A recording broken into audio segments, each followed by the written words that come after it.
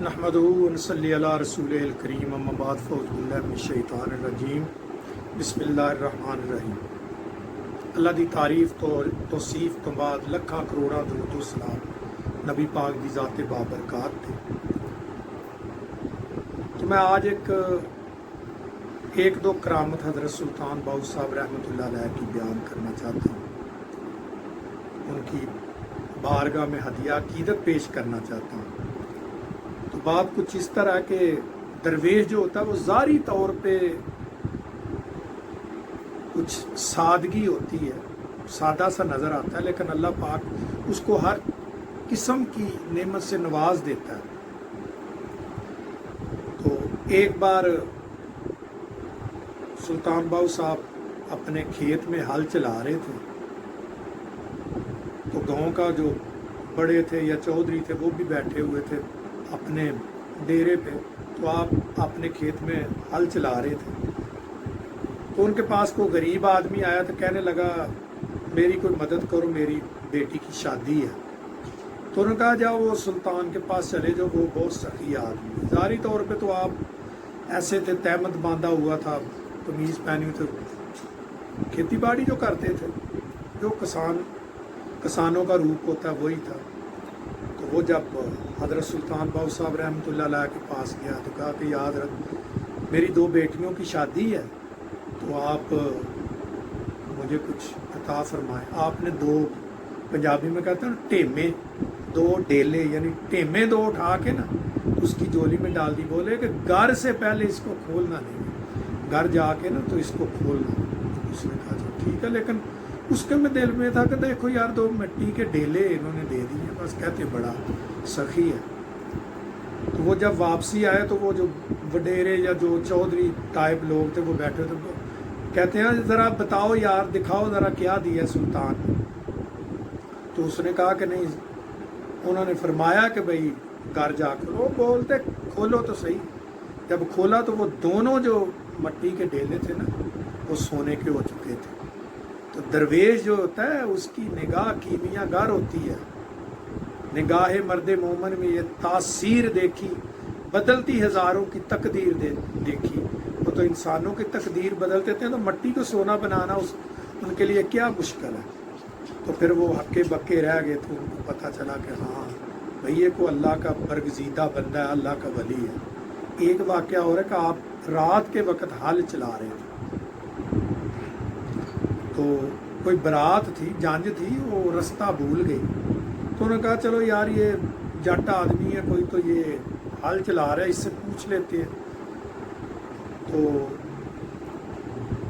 انہوں نے جا کے عرض کی کہ بابا جی ہم نے احمد پور جانا ہے، احمد پور سیال گاؤں تھا آپ کے گاؤں کے قریب ہی، تو ہم نے تو احمد پور جانا ہے۔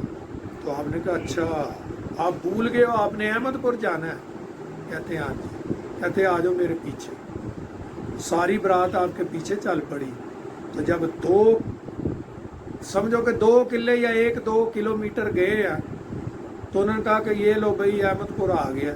تو انہوں نے کہا کہ یہ تو روزہ رسول ہے بھائی، بابا یہ تو روزہ رسول ہے۔ تو آپ نے فرمایا کہ میں اسی احمد کو جانتا ہوں، میں اس کے علاوہ کسی احمد کو نہیں جانتا۔ یعنی کتنی بڑی کرامت ہے کہ 1-2 کلومیٹر کے بعد ان کو مدینہ پاک کی، روضہ اقدس کی انہوں نے زیارت کروا دی۔ یعنی کتنی بڑی یہ بات ہے۔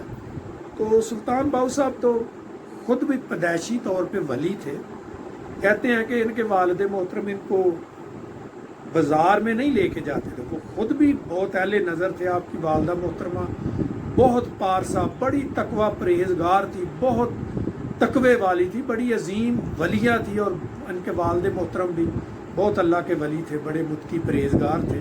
تو وہ کبھی ان کو بازار میں نہیں لے کے جاتے تھے، اتنے حسین و جمیل ہوتے تھے بابا سلطان باؤ صاحب رحمۃ اللہ علیہ۔ تو جب کبھی یہ ضد کرتے اپنے والد محترم کے ساتھ جانے کی، تو ان کے والد محترم ان کو اپنے ساتھ لے جاتے۔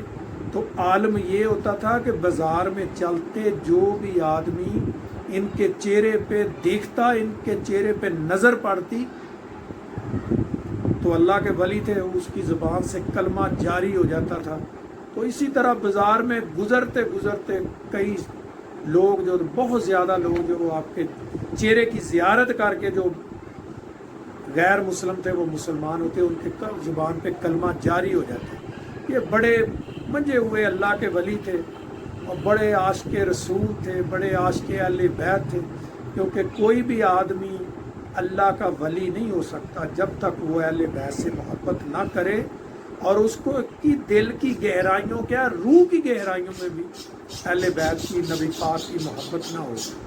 تو انہوں نے نبی پاک سرکار سے بھی بڑی محبت ہے، عاشق رسول اہل بیت پہ بھی انہوں نے بہت محبت کے شعر لکھے ہیں۔ میں چھوٹے چھوٹے شعر کبھی پڑھ کے تو شیئر کرتا ہوں سنیک پہ اور وہ لائکی پہ، یوٹیوب پہ بھی، تو کبھی شوق ہو تو سنتے رہنا۔ اللہ پاک انہی کے وسیلے سے ہماری زندگی کو بھی محترم اور پاکیزہ بنائے، اور دن قیامت کو انہی اللہ کے ولیوں کے صدقے سے، ان کے ولیوں کے طفیل اور ان کی سفارش سے اللہ پاک ہماری مغفرت فرمائے اور ہمارے لیے ان کی زندگیاں، ان کی زندگی کے جو اصول ہیں ان کو آئیڈیل بنا دے، ہمارے لیے وہ مشعل راہ بن جائے اور ہمارے دلوں میں بھی ان کی محبت جو ہے وہ گھر کر جائے، تاکہ ہم بھی اللہ کی نظر میں بہتر انسان، محترم انسان ہو کے اس دنیا سے گزریں اور آخرت میں بھی اللہ پاک ہماری بخشش فرمائے۔ وآخر دعوانا ان الحمد للہ رب العالمین، الصلاۃ والسلام علی رسول الکریم وخاتم النبیین واشرف الانبیاء والخاتم النبیین۔ السلام علیکم ورحمۃ اللہ وبرکاتہ۔